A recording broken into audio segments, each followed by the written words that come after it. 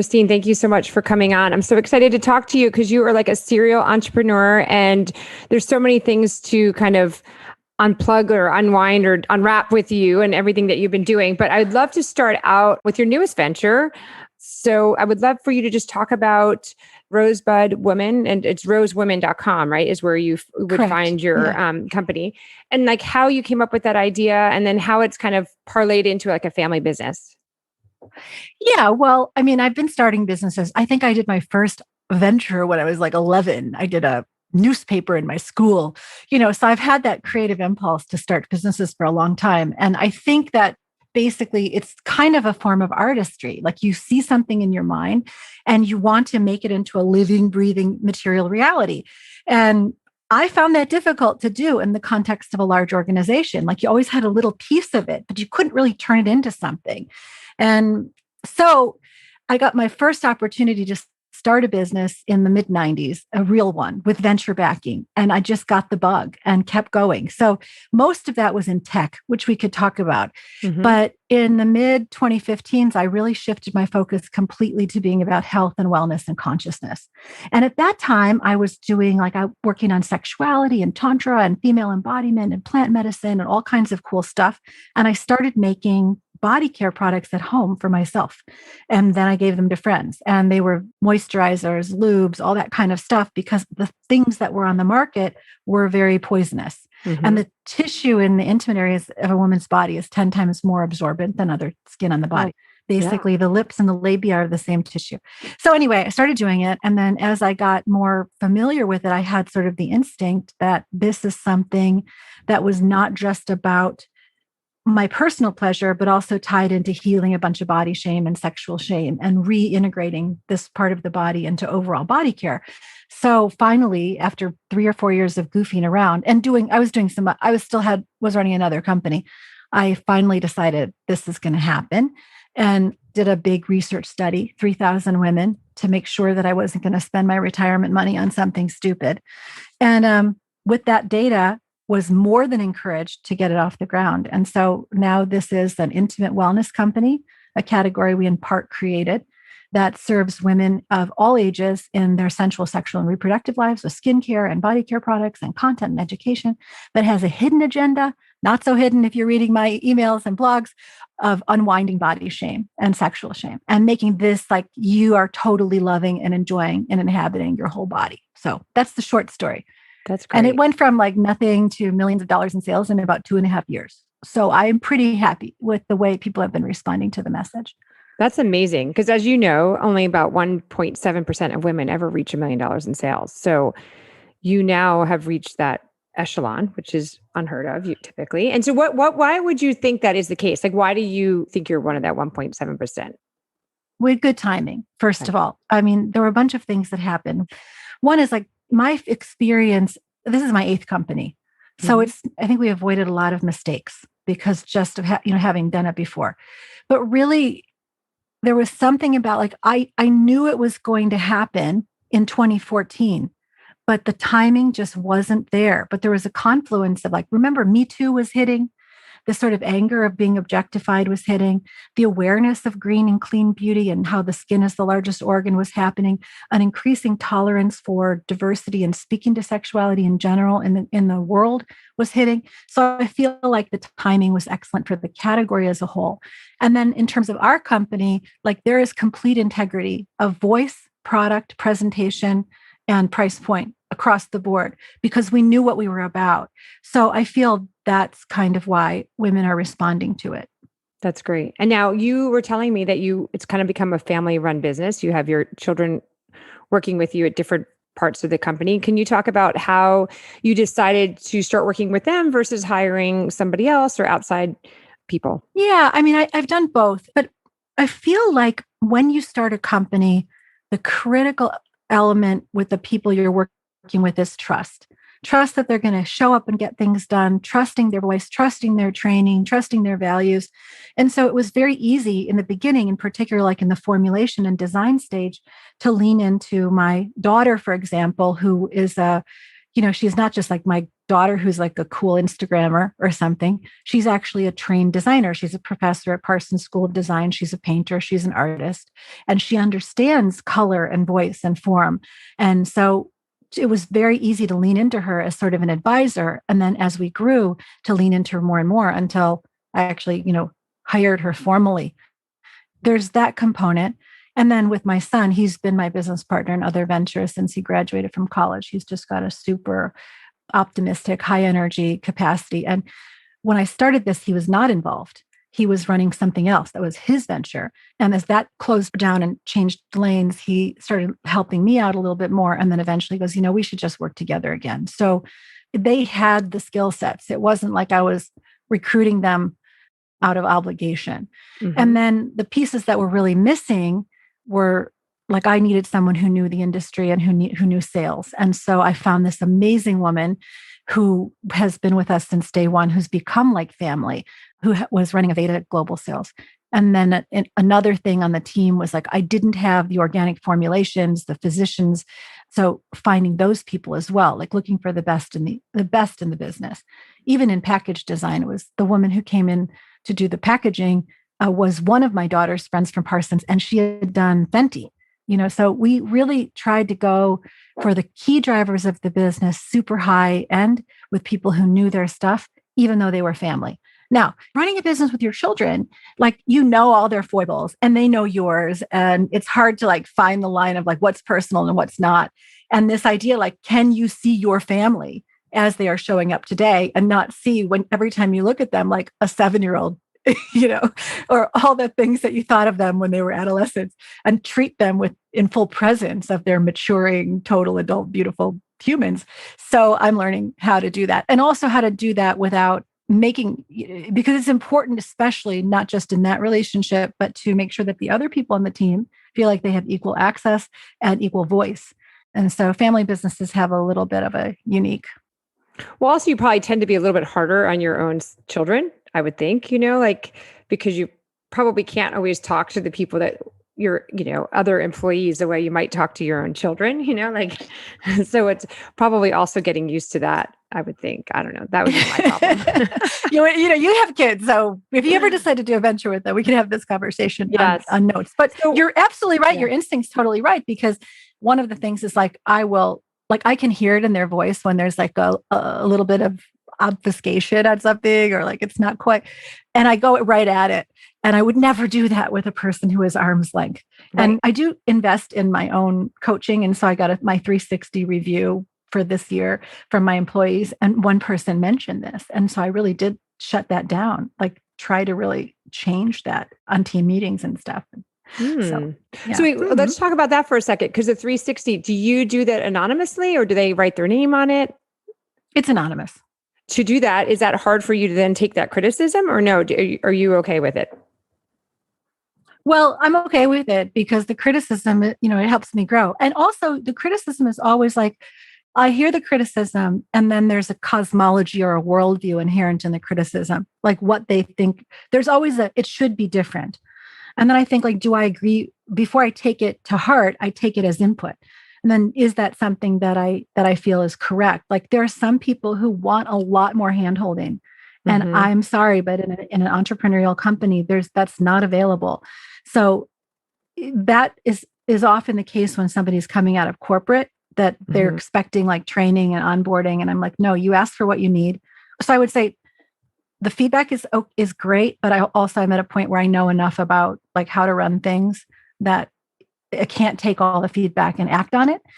But it's very good, particularly in blind spots. I always hear something that I wasn't aware of.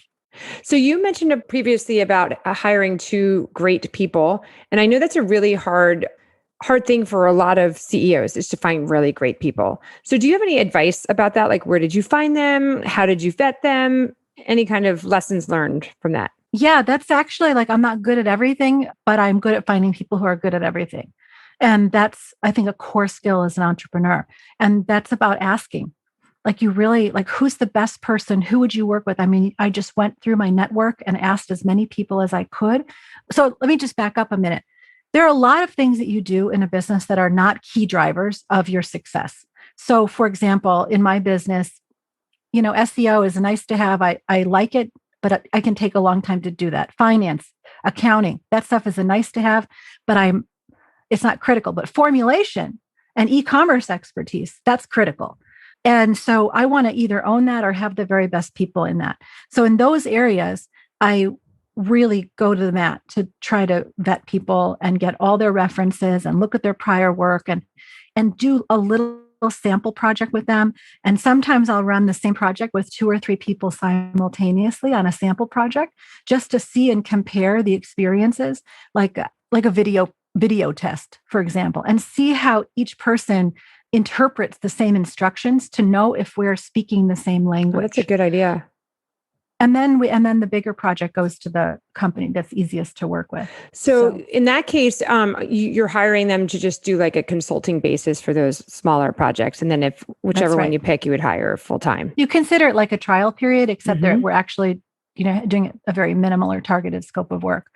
So defining which ones are worth investing in, which positions, knowing which ones you have to have in-house and which ones can be outsourced, but with the same kind of focus. That was a really helpful step. Right. I'm missing some people now, but that's for budget reasons. I know who I want to get to, but yeah, I'm not quite big enough yet. Yeah. So because you're a serial entrepreneur and you've done this now 7 times, I think you said, or is this your 8th? Yeah, this is the 8th.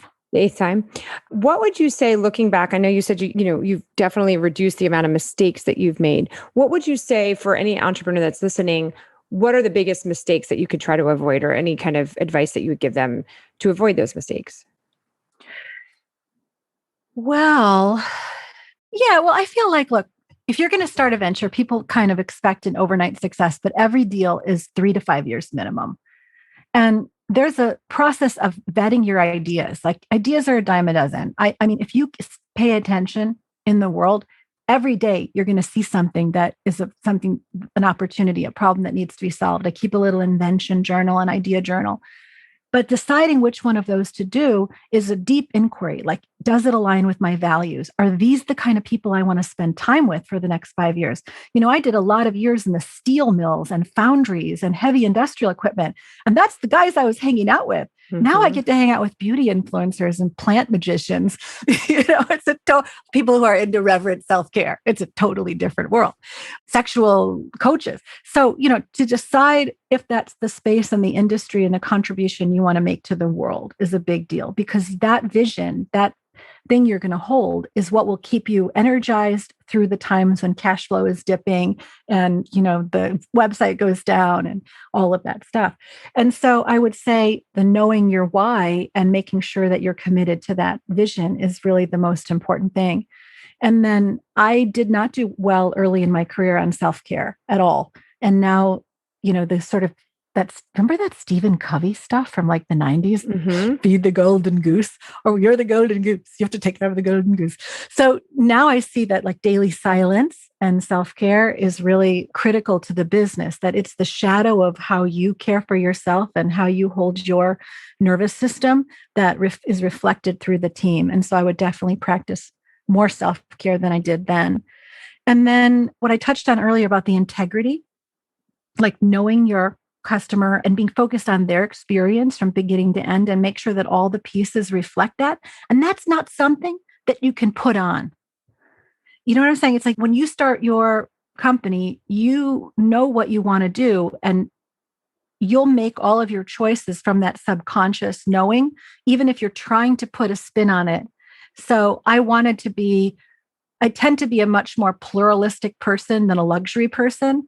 And what I'm noticing is that even though I have a more luxe price point, that I keep wanting to down market the price point so that more people can have access to it. And it shows up in everything. So I end up being more mass luxe than, the high end stuff that I was trying to do. Anyway, so keep the integrity through all of the elements. Every interaction that a customer has with you is a branding experience. So you can't really neglect anything on the front end in that regard. The next thing is everything takes twice as long or 3 times as long as you think, and the same amount of money. And so your job as the leader is to watch the market, keep the customer experience in high integrity, and that includes the product quality meeting what the promise says. and then watching your cash. I really made it a rule to try not to dip below 6 months in working capital. And that's been helpful.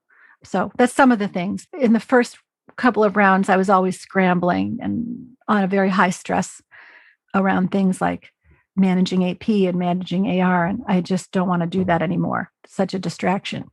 Yeah, it is. The whole financial part of it is very distracting. So your other 7 companies, did you sell them or how did you wind up exiting them?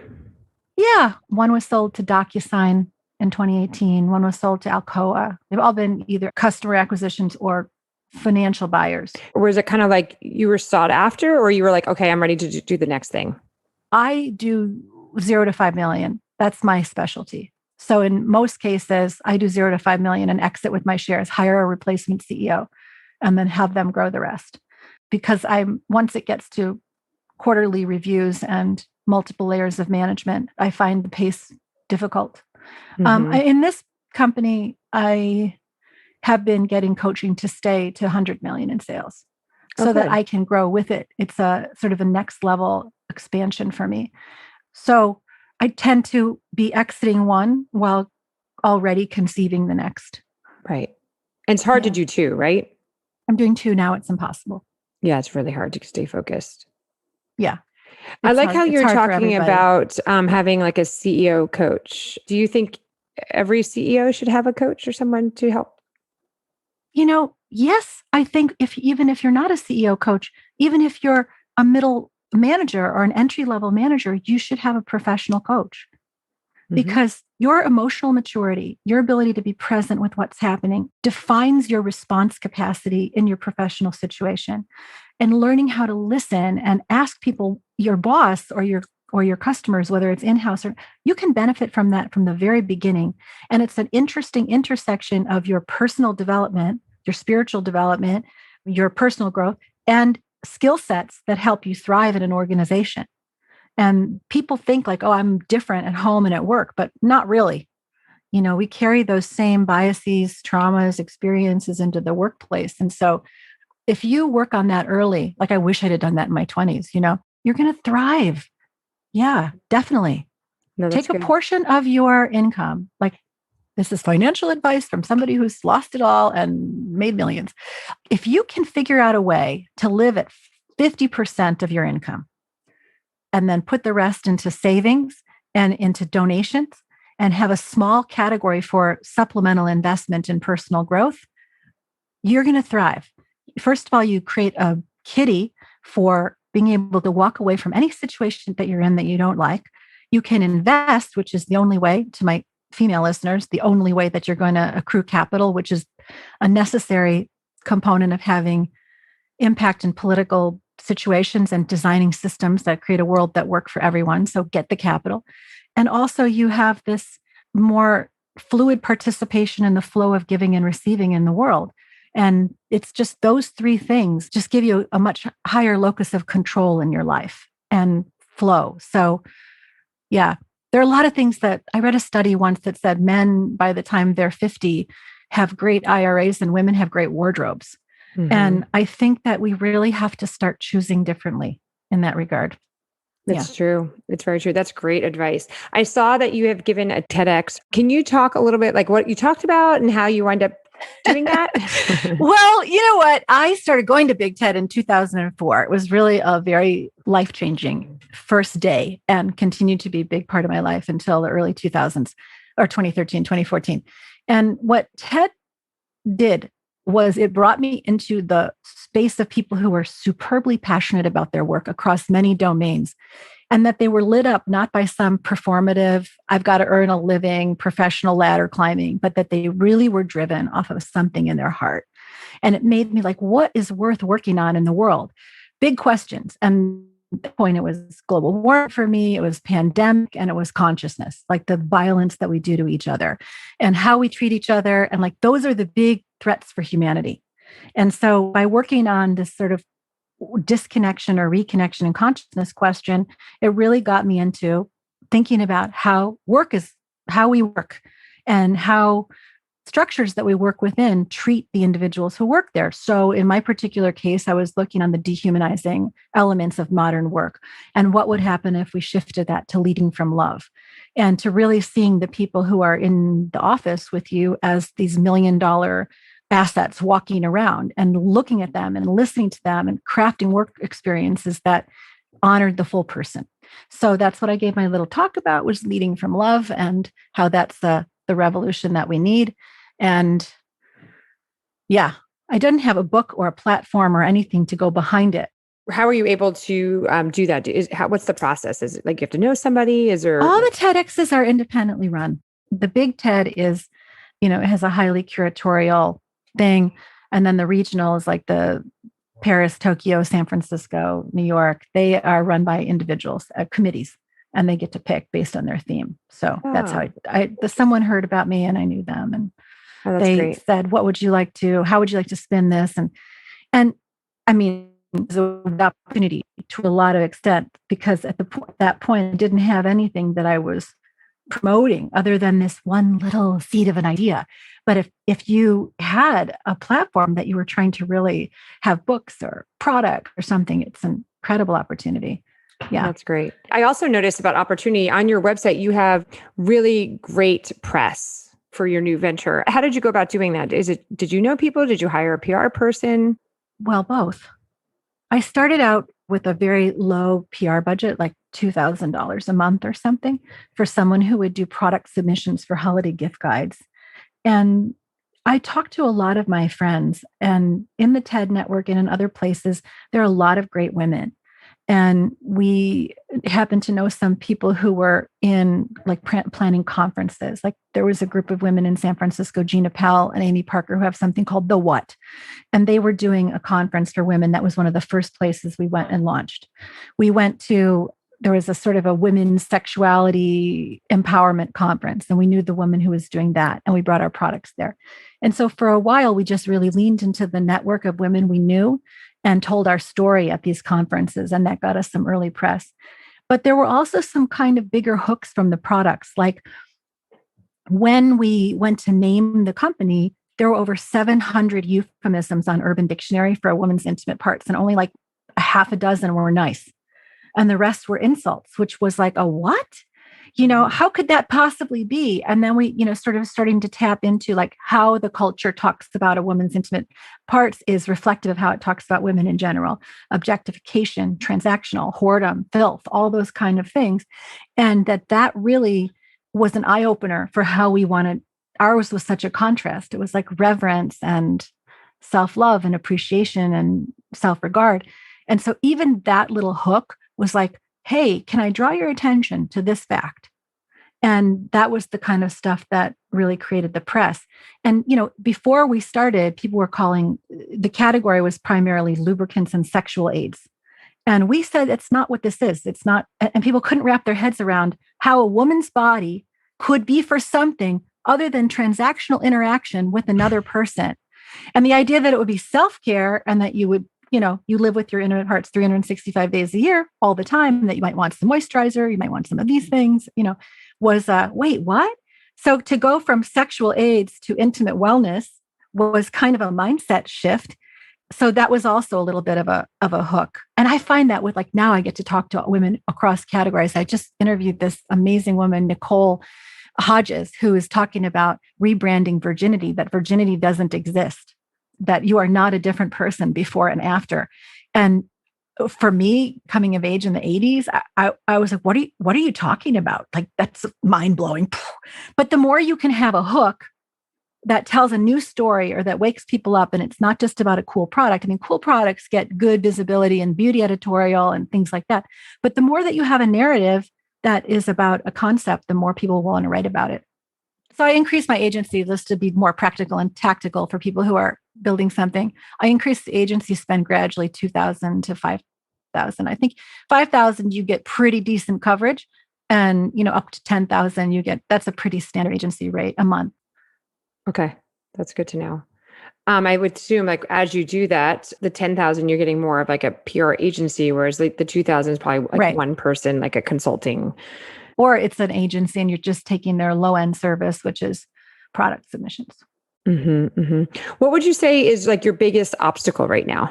Supply chain. Mm. I mean, biggest obstacle right now. That's COVID related, Yeah. but it really has. So a couple of things have happened with COVID that are not, we make in Los Angeles and they were shut down a little bit, but we were mostly unaffected on the production side in domestically. But we get our glass from Italy, and that was months and months of factories being shut down. And, all sympathy and empathy to all of our friends there who are impacted. Our ingredients come from all over the world. Some of these things are grown in the South Pacific. A lot of very esoteric ingredients are grown in India, which has been incredibly impacted, by COVID. And so there's that component. And then we have travel kits and some of the packaging elements come out of China. And if you remember early in COVID, there was also the China trade wars where we're getting tariffs and things weren't being let in on top of it. And then so a lot of the supply chain was disrupted. And now another COVID result is they printed 20% of all of the money supply in circulation was printed in 2020 and just given away. And now we're dealing with inflation. And so I'm dealing with inflation. People obviously know that cost of living is going up. Some of the government figures support that, but it's worse on the ground than is being reported, at least anecdotally for us. But people's income isn't going up. And so, my costs are going up every day. And so I think the combination of those two things is like managing the economics and managing the supply chain. Out of stocks are my biggest problem. Right. I'm sorry that you're going through that. It's hard. I think it's been a big struggle for a lot of companies to manage this COVID and supply chain, and everything is just out of stock and taking so long. To end, what would you give, any advice that you would give anybody who's either thinking about leaving their company and starting their own business, or in the process and struggling because of COVID? Any kind of takeaways, any last minute advice that you would give out? Yes. 3 things that come to mind off the top. One is going to sound strange, but there are actually risk-taking genetic markers. Did you know that? No. That are predictors of sexual behavior, entrepreneurship, extreme sports. You can get your 23andMe profile and see if your nervous system can handle the risk-taking of going out on your own. That's true, but it's also kind of, it's funny. It is funny, but what are you looking at? What is the marker? There are 4 different markers. I did 23andMe years ago, and it's in their sort of fun to know category of the report they gave us then. And I was like, oh my God, this explains so much. Oh my gosh, I'm going to go back and look at mine. So definitely genetically inclined towards risk-taking. I wrote a book a couple of years ago called Bending the Bow, which explores the life of great activists, which are also entrepreneurs in a way, like people who are 30 years ahead of a major social movement, and kind of looking at what they had as their internal qualities to sustain them, and then what they did to get off the ground. And one of the things was that we put a lot of pressure in this culture on the individual entrepreneur, the monad, the soul unit. But every single person in the Bending the Bow book had a core group of 5 to 6 people that really banded together to get something moving. And that's been my experience as well. If you get 4 or 5 people, let's say, who want to pull together to do something, you're much more likely to succeed. And the idea of I have to do it all myself is an old model of entrepreneurship. So I really would encourage you, if you're going to do it, to lean into sort of to find a few other people who are interested in doing it with you, or at least create an advisory council. And then it's not really about a skill set in terms of doing a job. If you can pick anything, whether it's in the community, it's volunteer work, it's a creative project, it's something that you have begun from start to finish, visualized, manifested, pulled all the pieces together, that's more important than any particular skill set. So I would say look for evidence of your own capacity in having done something that went from idea to manifest reality, and then see what you have to fill in around that. So those are some ideas. I also would say do the research. I know you have a great idea. Do the research on whether the way you're thinking about it is validated. Do people want it? Is it a true need?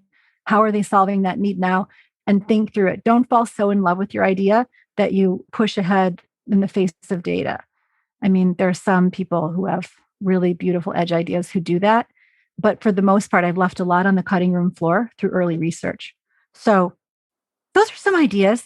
I mean, I love this Those are topic. great. So we could talk so much. I know we could go on forever. I mean, you're so informative and you've done so much with your life and you've been so successful. So thank you so much for your time. I really, really appreciate it. This has been so enlightening and you're just so beautiful and smart and successful. So this has been just wonderful. Thank you. Oh, thank you. And I wish everybody tremendous success to see what you dream of made into reality I and know, ease in right? the process. Go for your dreams. Just go for it and don't give up, right?